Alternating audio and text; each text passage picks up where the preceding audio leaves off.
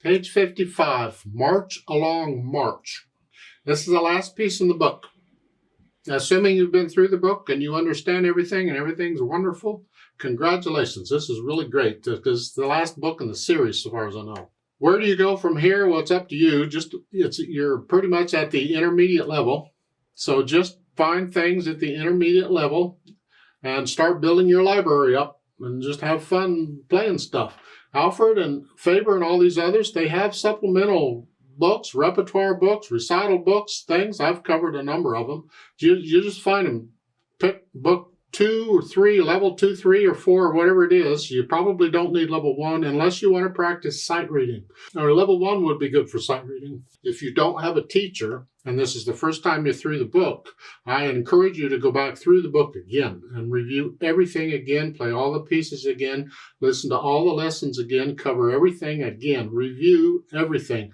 It's important you understand everything that's been presented, and a lot has been presented over these 6 books.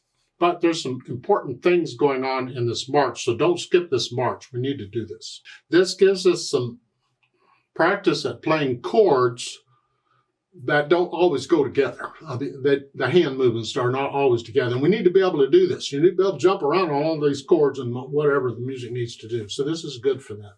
So let's look it over. It's 2 pages long. Treble, bass, clef, 1 sharp in the key signature. We're in the key of G major, so make sure you're doing the G major scale and the G major arpeggio. 2 octaves up and down, just doing the stuff I tell in the video. It's important. It will help you in playing these pieces. 4/4 time signature. Let's take it one hand at a time. Make sure we understand what the hands are doing.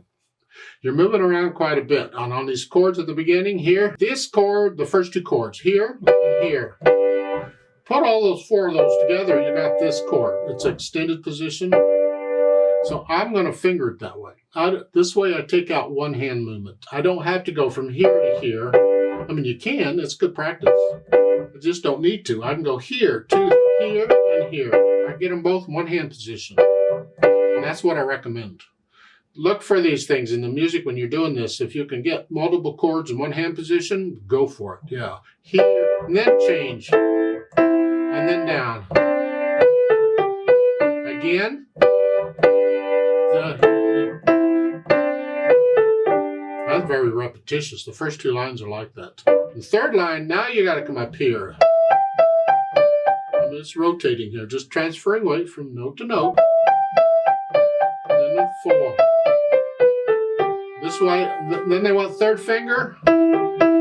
No, I don't want to do that. So I'm going to recommend in the 3rd line, 2nd measure, rather than 4, use 3. Just stay there.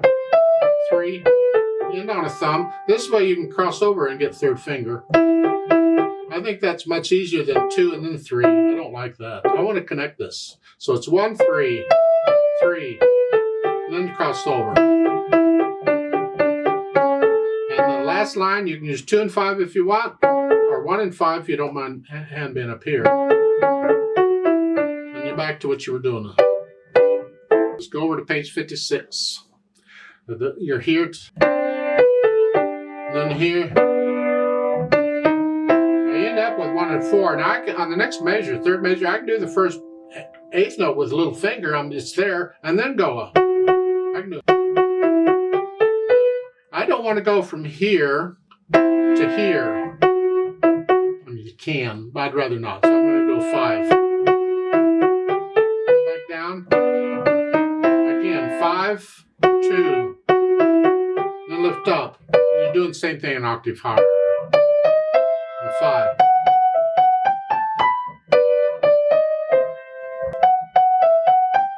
Now, last line at the bottom of page 56, you're here. Now, same notes, and then the chords. Well, spell out the chord if you don't know what it is. This is the last 2 measures at the bottom. You have a B, a D, and that last note is 3 ledger lines above. That's a G. It's a G chord. And then you get the same notes an octave lower, and the same notes an octave lower. So suddenly it's just a G chord. Okay. Left hand. Well, you're here. And you can do this if you want. I tend to do a 3 on the first one. 5. I'm taking advantage of the repeated notes to change. I'm liable to do either one. Who knows what I do?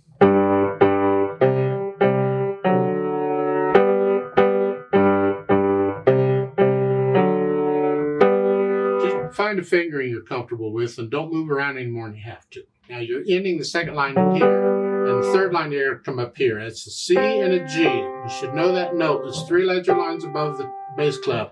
And they want 4th finger, and that's fine. This way your 5th finger is ready for the next one, the B. And then I do a 2-3 for the second here. I'm sort of in this position. So again, third line is here, and then 5, and then a 2-3. Now come down. And that G now is tied. See the little curved line there? Tie, you hold it down for both of those. And then come down, I do a 3-1. And the reason is because I'm preparing for what's coming. So I do a 3-1, then a 4-1, then a 5-1. And then come up. And again, the last line, first measure, that D, the quarter note D, that's tied. Hold it down. And then come down. Page 56, let's start with the second line. You're here. Treble clef, now you're up here. And again, the third measure, the G's tied. And then you can do it again. I do a 2 here, because I can reach down for the last measure here, and then, because I'm in the next line, I need that C. So I don't want to come all the way down here, because I got to go back up. So I'm kind of staying in this area. So it's a 2. And then you get bass clef back for the third line, second measure here. Put the heads together. What could possibly go wrong? Just real slow. You got this chord, this chord, and this chord, and this chord. That's all right. Again.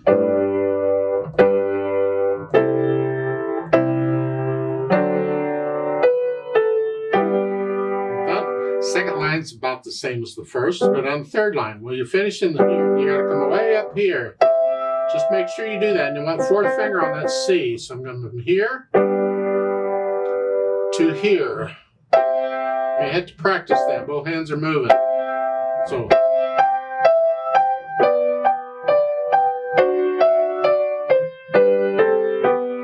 I'm holding that note down.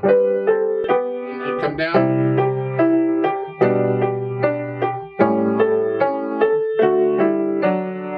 What you were doing before.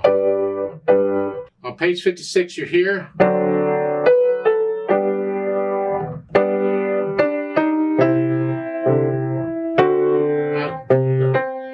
In the second measure, half note, the right hand has that C, but in the next measure, the left hand needs that note. So you got to get off a little early. So again, get off of it.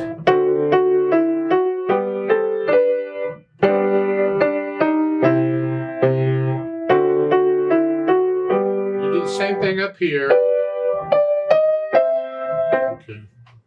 Last line at the bottom, page 56, you're here. Same thing, octave higher. And you just have this G chord here and here. Same notes in different octaves. And that last note is here. It's under 3 ledger lines. We should know 3 ledger lines. 2 ledger lines is a C. You really need to know that. 3 is an A. And that's under the third, so it's a G. It's a G. So you go through and make sure your hands are getting the right notes, at least most of the time, I hope. And then take out the hesitations. Keep it slow, but no hesitations anywhere. And then we think about the articulation. On these staccatos, they're going to be short. Reflects the wrist here, short. When I do it slowly, I'm on the key and I'm bouncing off. If I do it quickly, I got to do that, but it's a small motion. Don't come way up. So this is, I'm on the key, I'm bouncing off. Accent. Get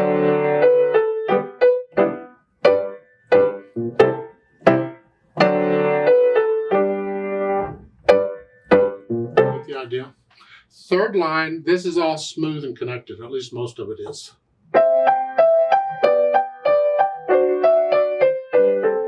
Up.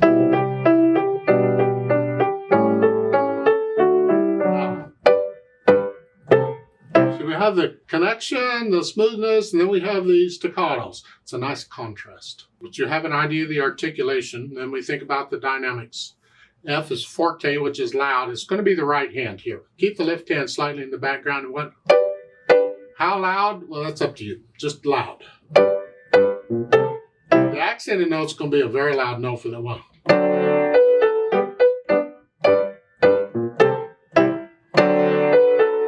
You get down to the third line, you come down to moderately loud in the right hand. The left hand's soft here. And the last line, second measure, you go back up to loud like you were at the beginning. On page 56, second measure, you come down to moderately loud.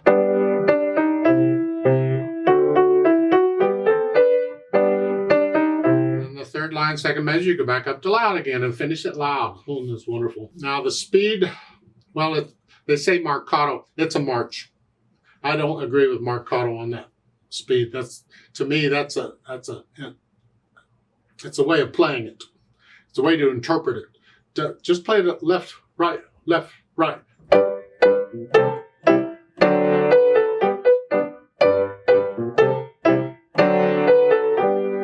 Left, right, all the way through. Now they've added pedal in a few places. The idea with the pedal is to give it the overtones just for a little bit. So we have some that's dry and then some with overtones. And on this one, because it's loud, I'm going to push the pedal down with the notes. I'm going to release the overtones immediately.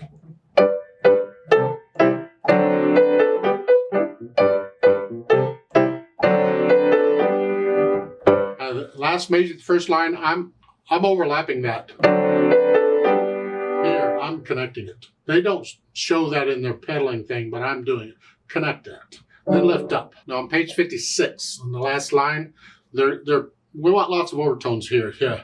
Accent. And again, I'm overlapping this pedaling here. I am lifting up between the measures, so you hear the breath, so.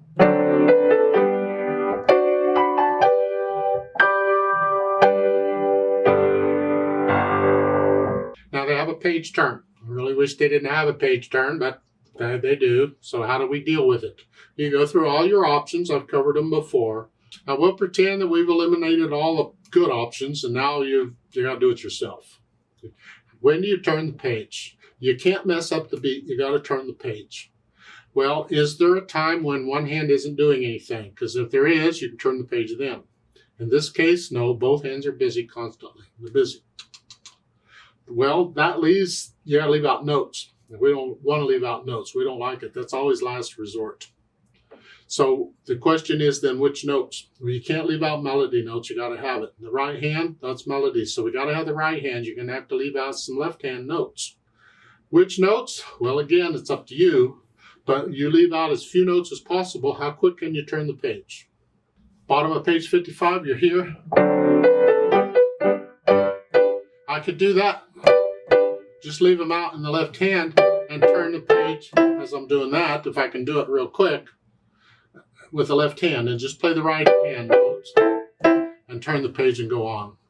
It's about all I can suggest on this. So really, you just need to memorize one or both pages. Would be best.